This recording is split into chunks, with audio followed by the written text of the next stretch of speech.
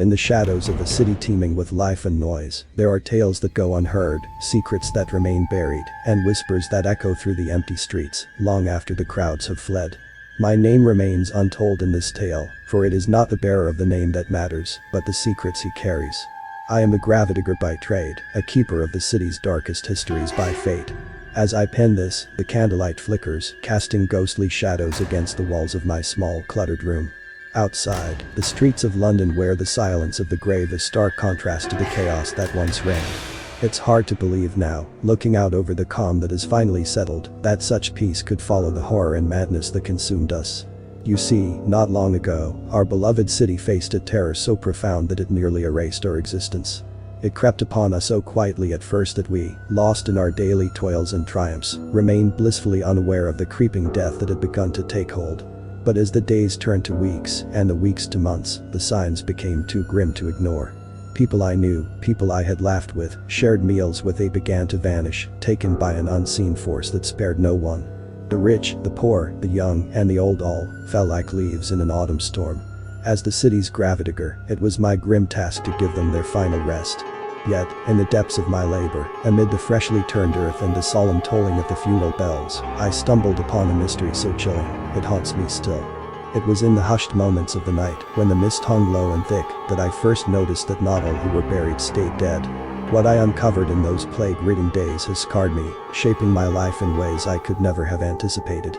This is not just a tale of death and despair, but also one of the city's incredible resilience, a testament to the strength that lies within us all to face even the darkest of times. As you follow this account of what I have seen and learned, remember this. The true horror is not the plague itself, but what it revealed about us.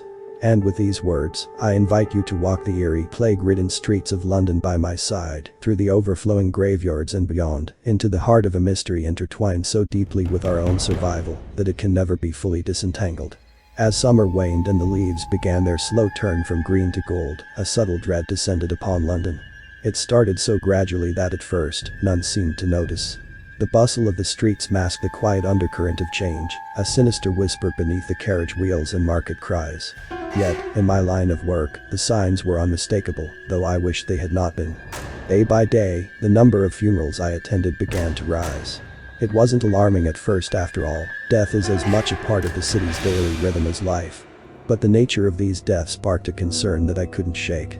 The symptoms were often dismissed as mere flux or the result of the sweltering summer heat. People spoke in hushed tones about fevers that clung to the skin like damp, about bodies racked with cough so severe that they seemed to shake the soul loose from its mortal coil. I noticed a chill that lingered in the air, unrelated to the weather, a chill of anticipation, perhaps, or of fear. It seeped into the cobblestones and whistled through the narrow alleys. The laughter and chatter that once filled the taverns at night began to dwindle, replaced by a palpable tension that tugged at the edges of every conversation. As the gravedigger, my daily walks through the city took on a new dimension. Each face I passed seemed drawn, eyes darting with a skittishness that spoke of inner turmoil. The robust clatter of commerce was occasionally punctured by the sharp cry of a vendor keeling over, his goods scattering unnoticed, as the crowd hastily retreated from the specter of contagion. And so it began, this creeping plague, weaving its way through the heart of London with a stealth that was as cunning as it was cruel. Each day, the signs grew clearer and the air heavier with the scent of impending doom. As I dug graves for those claimed by the day's end, the earth seemed to whisper secrets of its own, secrets of a city on the brink of a darkness deeper than the one I toiled under by lamplight.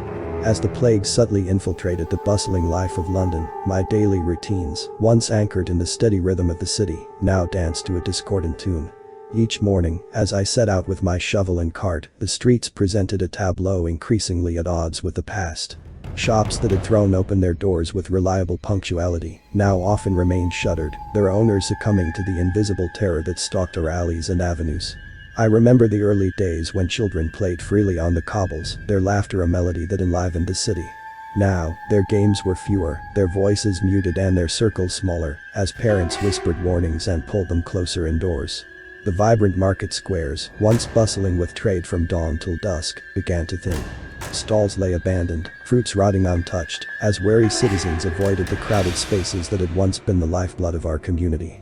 Each day, my route took me past St. Mary's Chapel, where the bell tolled not for weddings or evening vespers, but for ceaseless funerals.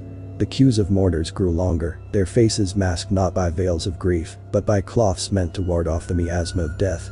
They stood apart, their eyes darting nervously, as if the mere act of breathing too close to another could steal away their life. In the evenings, when I returned home, the difference was even more pronounced. The local tavern, once a haven of raucous tales and hearty ale, now echoed with the hollow sounds of fear. Conversations were terse, punctuated by the frequent glances towards the door, as if expecting the plague itself to walk in. The warmth of communal camaraderie had cooled into a wary coexistence, each person an island adrift in a sea of uncertainty. My tools, once merely the implements of my trade, became symbols of the ever-present shadow over us. With each grave I dug, the soil seemed heavier, reluctant to part for yet another victim of the plague's insatiable appetite. The stark contrast between the life I knew and the grim tableau unfolding each day painted a chilling picture of a city under siege from within. On a particularly brisk autumn evening, as the sun dipped below the horizon and cast long shadows over the city, I encountered an anomaly that would forever alter my perception of the plague. It was an incident so bizarre, so out of the ordinary, that it shook the very foundation of my understanding. I had just finished a long day's work, the earth freshly turned and patted down over the last of the day's burials. My body ached from the labor, and I longed for nothing more than a quiet meal and the comfort of my bed.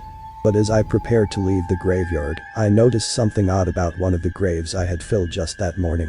The soil seemed disturbed, subtly but unmistakably different from how I had left it. Curiosity, mingled with a hint of foreboding, drew me closer. With lantern in hand, I approached the grave. The name on the tombstone was still fresh in my mind, a young man taken too soon by the sickness. I had personally sealed his coffin, a heavy oak box that should have lain undisturbed under 6 feet of earth. Yet there it was, slightly ajar, the soil around it disrupted as if by hurried hands. My heart pounding, I began to excavate the grave, the eerie silence of the graveyard amplifying every scrape of my shovel against the soil. When I finally reached the coffin, a cold sweat broke across my forehead. The lid was not just ajar, it was completely askew, revealing the dark hollow within. Tentatively, I shone my lantern into the coffin, expecting to see the familiar, somber face of repose. But there was nothing. The coffin was empty, utterly devoid of any sign of the young man who had been mourned and buried that morning. No body, no remnants of clothing, nothing but the bare wood and the lingering scent of earth. This impossible occurrence sent a shiver down my spine. Questions raced through my mind. Had someone taken the body? But why? And how could they have done so without leaving more of a mark on the surroundings? The implausibility of the situation gnawed me as I stood there, alone in the growing darkness, staring into the void where a man should have been resting. As I filled the grave back in, a sense of unease settled over me, heavier than the dusk. This first encounter with the unexplainable was just the beginning, a harbinger of the deeper darkness that lay ahead, intertwined with the creeping death that was already claiming London. As weeks turned into months, the grip of the plague tightened around London's throat. With each passing day, the death toll climbed, a relentless urge that no one could have anticipated. The scale of tragedy outpaced even the grimmest predictions, leaving us scrambling in its wake. The city, once a vibrant tapestry of life and activity, began to resemble a ghost town, with empty streets and closed doors. The task of burying the dead, which had been a solemn duty, transformed into an overwhelming ordeal. The sheer volume of victims forced us to rethink our traditional burial practices. Individual graves, once dug with care and marked with respect, were no longer feasible. The reality of the situation demanded a more drastic approach. Mass graves became the grim solution to an impossible problem. In the outskirts of the city, large plots of land were hastily converted into communal. The atmosphere of these mass burials was one of desperation and despair. The air was thick with grief as we worked, often through the night, under the weak glow of lanterns. The cries and prayers of the bereaved filled the air, a constant backdrop to the thud of earth on wood as we covered the dead. The emotional toll of this task was immense, each shovelful of dirt a reminder of the lives cut short, the families shattered. In those days, my own existence became a blur of exhaustion and sorrow. Sleep was fleeting and filled with haunting images of the day's toils. The relentless pace of death left little time for anything else, each day melding into the next, marked only by the rising sun and the inevitable list of the deceased awaiting burial. This period, dark as it was, stripped away any illusions I had about the nature of my work. I was no longer just a caretaker of the dead, I had become a witness to a historic catastrophe, one that would leave deep scars on the soul of our city. In the heart of the plague's wrath, as the city of London became a shadow of its former self, I found myself engulfed in an ever-deepening isolation. The vibrant community I once knew, filled with the laughter and camaraderie of close-knit neighbors, had dwindled drastically. Each day, the faces I had grown accustomed to either disappeared behind hastily boarded-up windows or vanished altogether, leaving behind empty homes and silent echoes. My friends, who had shared countless evenings of tales and warmth at the local pub, became memories. Some fled in search of safety, their hurried goodbyes hanging in the air like mist in the morning sun. Others, tragically, succumbed to the merciless plague, their departures marked by hurried ceremonies that lacked the presence of their once boisterous circle of friends. The streets where we had walked together, shared stories, and laughed, now bore the weight of an oppressive solitude. I walked alone, my footsteps echoing off the cobblestones, a stark reminder of the solitude that had enveloped my existence. The marketplace, once a bustling hub of trade and chatter, stood desolate. The stalls, often left unmanned, faced the emptiness with an eerie quiet that spoke volumes of the fear and loss that gripped the city. Even as I continued my duties in the graveyards, the sense of isolation followed me. The interactions with mourners, once filled with shared grief and supportive gestures, became transactions marked by distance and whispered prayers. The collective mourning that had once brought us together in shared humanity was now a fractured shadow of its former self. This growing isolation affected not just the physical spaces, but also crept into the recesses of my mind. The solitude of my work, once a time for reflection and peace, had become a heavy silence, filled with the echoes of what once was. The absence of familiar faces and the relentless march of death left me feeling adrift, disconnected from the threads of community that had once woven us together. In this new reality, the boundaries of my world shrank to the confines of the city plagued by disease and death, a world where every remaining breath was a whisper against the overwhelming silence of loss. As the weeks dragged on, my role as the gravedigger exposed me to more than just the sorrow of burying the dead. Amidst a routine of digging and covering, I began to notice peculiar patterns and anomalies that disturbed the monotony of grief. These oddities, at first glance subtle, grew increasingly apparent and unsettling as the plague continued its merciless sweep through London. One chilly morning, with the fog clinging to the edges of the graveyard like a shroud, I observed the first of these oddities. Some graves, not more than a few days old, bore markings that were neither part of any known burial rites, nor were they vandalism by common thugs. These were deliberate, intricate symbols etched into the headstones or sometimes even into the wood of the coffins themselves. The symbols varied, but they all shared a certain intentional design, as if conveying a hidden message or belonging to a clandestine code. Intrigued and troubled by these findings, I began to keep a log of each marked grave, sketching the symbols in a small, leather-bound notebook I kept in my coat pocket. It wasn't long before a pattern emerged. The markings appeared more frequently on the graves of individuals who had died under particularly mysterious circumstances, those whose symptoms did not fully align with the known effects of the plague. Adding to the mystery, I noticed discrepancies in the burial depths. Standard practice dictated that each grave should be 6 feet deep, but several marked graves were shallower, as though they had been hastily completed, or deeper, perhaps to hide something more than just a body. Each anomaly gnawed at my curiosity and fueled a growing suspicion that there was more to these burials than met the eye. One particularly foggy evening, as I reviewed my notes under the dim light of my lantern, a cold realization washed over me. The distribution of these marked graves wasn't random, it followed a specific, almost ritualistic pattern across the graveyard. It seemed as if someone or some group was using the chaos of the plague as a cover for activities far darker and possibly more nefarious than the disease itself. Driven by a mixture of dread and determination, I decided to delve deeper into this mystery. What were these symbols? Who was marking the graves, and why? The answers to these questions seemed intertwined with the very heart of the plague's shadow over London, and I knew that uncovering the truth could reveal a danger even greater than the disease itself. As the dark cloud of the plague hung over London, the strange occurrences I witnessed at the gravesites began to weigh heavily on my mind.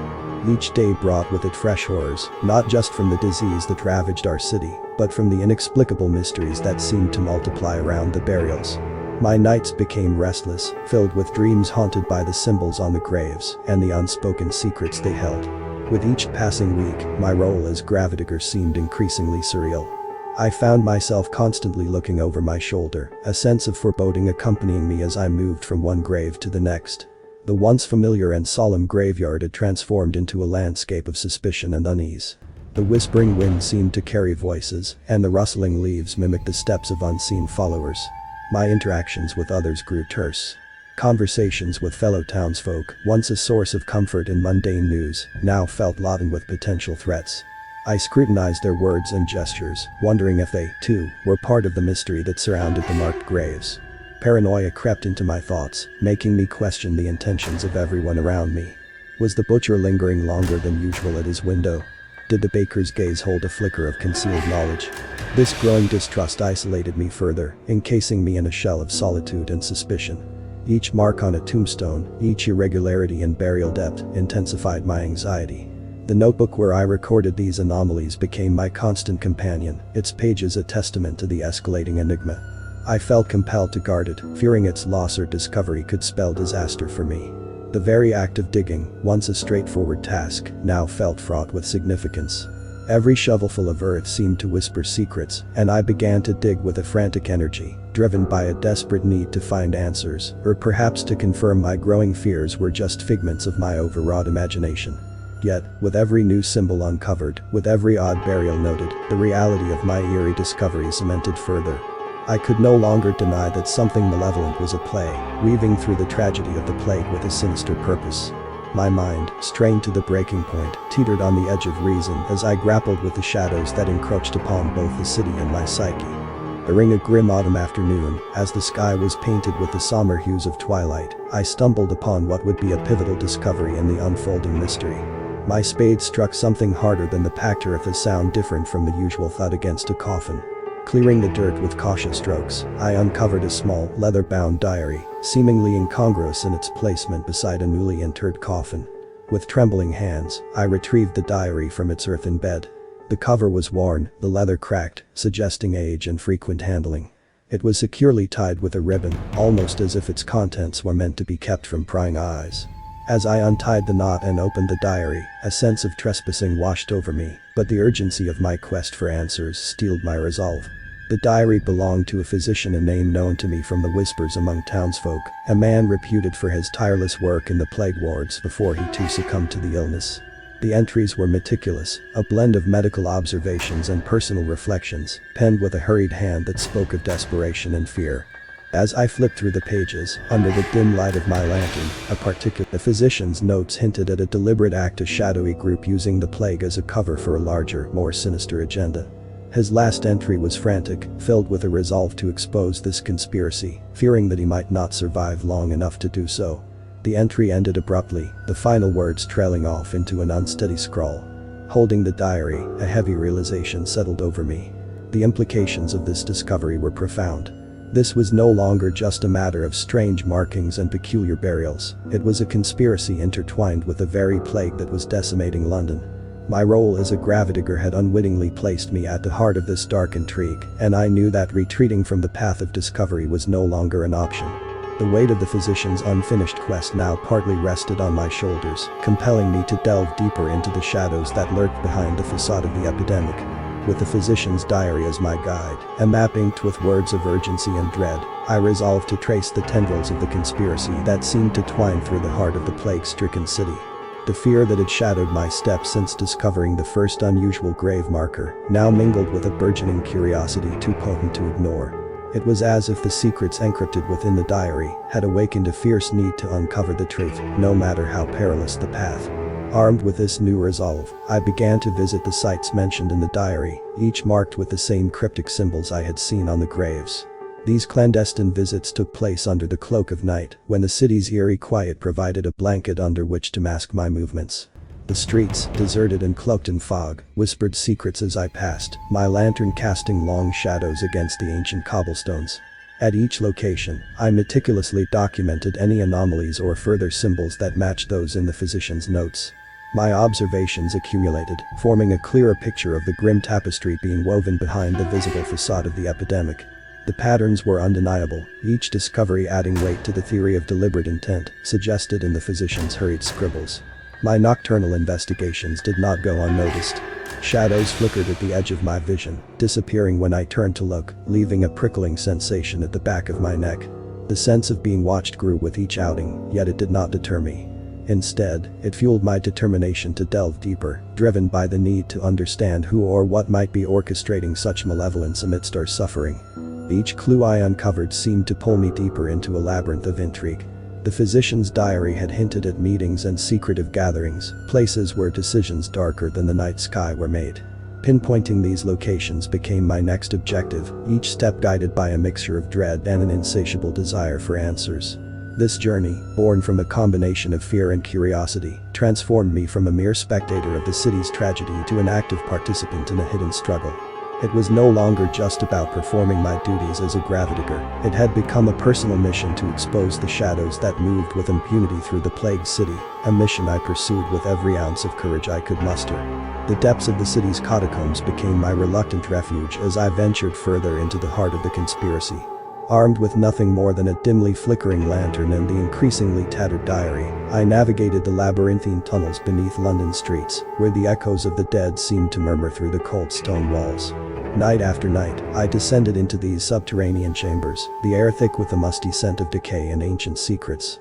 The catacombs, a network of forgotten passages and burial chambers, revealed their hidden history to me, piece by piece.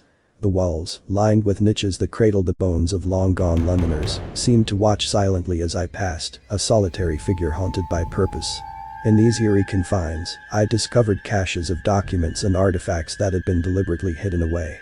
Amongst these relics, I found faded letters and cryptic ledgers that hinted at a clandestine group whose influence appeared to weave through the city's elite.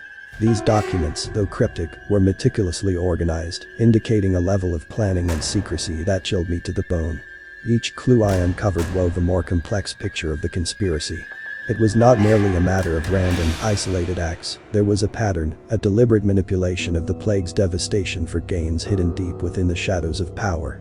The more I learned, the more I realized how dangerous this knowledge could be. Whoever was behind this was playing a game much larger and deadlier than I had ever imagined. As my investigations deepened, I became acutely aware of the risks involved. Strange noises punctuated the silence of my nightly explorations, unexplained disturbances that suggested I was not alone in the catacombs. Footsteps seemed to follow mine, only to vanish when I stopped to listen. Whispers floated in the damp air, only to cease when I called out into the darkness. Despite these unsettling experiences, my resolve only hardened. The pieces of the puzzle slowly began to fit together, revealing a tapestry of deception interwoven with the city's suffering. Each discovery, each piece of evidence gathered in the gloom of the catacombs, propelled me forward. I was driven by a need not just to understand, but to expose the truth buried beneath the city, a truth that could perhaps bring some measure of justice to those lost to the plague's merciless tide. As my investigation into the shadowy underpinnings of the plague conspiracy deepened, tangible evidence began to materialize, each piece more compelling and disturbing than the last. One chilly evening, as the mist clung to the ground like a ghostly shroud, I unearthed clear signs of tampering at several grave sites within an older, secluded section of the cemetery. The earth around these graves was not as settled as it should have been, indicating recent disturbances. The edges of the grave plots were uneven, with tool marks visible in the moonlight, signs not of hasty burials, but of deliberate exhumation. Whoever was behind this had not expected someone like me to notice or care. But there I was, documenting every inconsistency, every trace of interference with a growing sense of outrage and determination. Within one such disturbed grave, I discovered another diary, similar to the physician's, but belonging to a city official known for his sudden and unexplained wealth prior to his death. The pages were filled with anxious scribblings about meetings held in shadowed rooms, and cryptic references to a group that called themselves the Guardians of the Veil. This secretive society seemed to be orchestrating much of the chaos that the plague had brought, using the disaster to cover their true intentions, whatever those might be. This diary also contained detailed accounts of payments made and received, suggesting a network of bribery and corruption that extended well beyond the city's officials. The entries were coded, but the patterns were unmistakable, pointing to a systematic exploitation of the city's crisis. This was no mere band of grave robbers or opportunists. This was a well-organized group with reach and resources. Armed with this new information, I felt both empowered and endangered. Each piece of evidence added credibility to the theories forming in my mind, but they also painted a target on my back. As I pieced together more of the puzzle, I grew increasingly cautious, aware that eyes might be watching my every move. The revelations in the diaries, coupled with the physical signs of grave tampering, painted a grim picture of manipulation and greed, festering beneath the surface of the city's plight. With each step forward, the danger grew, but so did my resolve to bring the dark deeds of the Guardians of the Veil into the light. The truth, no matter how perilous to uncover, had to be revealed, not just for my own peace of mind, but for the sake of all those who had suffered and died under the shadow of the plague. As the layers of the conspiracy began to unravel, my role as an unwitting investigator brought not only deeper insights, but also increased danger. The more I discovered about the secret society and their manipulations during the plague, the more I felt the weight of their gaze upon me. It started subtly, a sense of being watched that I could never quite shake off. This sensation grew into a palpable reality, marked by incidents that could not be dismissed as mere coincidence. One fog-laden evening, as I returned from one of my clandestine visits to the catacombs, I found a note pinned to the door of my humble abode. The message was terse and chilling. "Cease your inquiries, or face the consequences." The handwriting was a deliberate scrawl, designed to obscure its author, yet its message was crystal clear. I stood there, the cold wind biting through my coat, as I absorbed the gravity of the threat. This was no longer just a pursuit of truth, it was a dangerous game that threatened my very existence. The threats escalated quickly from there. One night, as I ventured through an older part of the graveyard, I narrowly escaped a sinister trap. A series of ropes had been cleverly hidden among the gravestones, designed to trap or ensnare. I only avoided injury by the grace of a fortuitous stumble, which alerted me to the danger just in time. Shaken, I realized that these were not warnings anymore, they were active attempts to stop me. Isolation, too, became a more pronounced part of my life. Acquaintances who had once greeted me warmly now crossed the street to avoid passing too close. Whispers followed me in public spaces, and doors that had been open were now closed when I approached. The community I had been a part of seemed to withdraw, either out of fear of being associated with me, or because of more sinister whispers. With each threat and each instance of isolation, my resolve was tested. Yet, it also hardened my determination to expose the depths of the corruption I had uncovered. I took greater precautions, altering my routines and keeping my findings even more closely guarded. Each step I took was calculated, with the awareness that any moment might bring a new threat into the open. This period of my life was marked by a paradoxical blend of fear and clarity. The dangers I faced sharpened my focus, and despite the personal risks, or perhaps because of them, I pressed on. The truth I sought now carried the weight of my own safety and the justice for those who had suffered under the shadowy manipulations of those who saw the plague not as a tragedy, but as an opportunity. The web of secrecy and manipulation that I had been untangling led to an inevitable and harrowing confrontation. Armed with evidence and fueled by a relentless drive for justice, I sought out the members of the secret society, known as the Guardians of the Veil, whose dark dealings had exploited the plague for their sinister purposes. After weeks of careful tracking and gathering of information, I managed to intercept a clandestine meeting. It was held under the guise of a charitable gathering to aid plague victims, but the true nature of the meeting was far more nefarious. As I stood in the shadows of the dimly lit hall, I listened intently, my presence unknown to the gathered conspirators. The leader of the group, a figure of some authority in the city, spoke with a chilling calmness about their objectives. Control through chaos, he proclaimed, detailing how the plague had provided the perfect cover to reshape the city's demographics and power structures to their advantage. Their methods were ruthless, spreading fear, manipulating plague responses, and even orchestrating outbreaks in strategic areas to eliminate certain populations or gain property and power. Gathering my courage, I stepped from the shadows and confronted the assembly. The room fell silent, the members stunned by my sudden appearance. I presented the evidence I had collected: the tampered graves, the hidden diaries, the documents from the catacombs, all pointing to their deep involvement in the atrocities that had gripped the city. The confrontation was tense, with accusations and denial swirling through the air. The leader, compassed yet clearly calculating, acknowledged my accusations with a cold indifference. "You understand little of the burdens of power," he retorted, attempting to justify their actions as necessary for the greater good of reshaping the city into a stronger, more controlled environment. As I stood there, facing the architects of so much misery, I realized the depth of their delusion and the extent of their ambition. They saw themselves not as villains, but as saviors, twisted by their own vision of order. The confrontation did not bring the satisfaction of a resolution. Instead, it laid bare the immense challenge of dismantling such a deeply entrenched cabal. The meeting ended with veiled threats against my life, and I left under the cover of darkness, more determined than ever. I knew then that exposing and stopping the Guardians of the Veil would require more than just revealing the truth. It would need a concerted effort to rally the city, to awaken the populace to the machinations that had operated beneath their sorrow and fear. In the wake of the confrontation with the secret society, I found myself at a moral crossroads, burdened by a profound dilemma that weighed heavily on my conscience. The evidence I had gathered had the potential to dismantle the Guardians of the Veil and expose their heinous acts. Yet, the implications of bringing this information to light were daunting. The city was already teetering on the edge of despair, its populace weakened by the plague and the economic hardships that followed. The stability that had begun to take root was fragile, and I feared that revealing the depth of corruption and manipulation could send London spiraling into chaos. The public's trust in authority was already eroded. Learning that their leaders had exacerbated their suffering for personal gain might lead to an uproar, riots, or worse. On the other hand, keeping the truth hidden felt like complicity in the society's crimes. How could I, in good conscience, allow the Guardians of the Veil to continue their manipulations unchecked? Their vision of order was built on deceit and cruelty, and leaving them in power could lead to further abuses. The thought of such injustice continuing under the guise of rebuilding the city was intolerable. I wrestled with these thoughts during long, sleepless nights, the faces of the plague victims haunting me. Each silent plea in their hollow eyes seemed to implore me to act, to bring their oppressors to justice. Yet, each call to action was tempered by visions of the potential fallout, the risk of throwing the city back into turmoil. I sought counsel from a few trusted associates who were aware of my investigations. Their perspectives varied greatly, some arguing for the immediate release of the information, believing that the city deserved to know and could handle the truth. Others cautioned restraint, suggesting a more measured approach that involved quietly working with law enforcement to dismantle the society from within.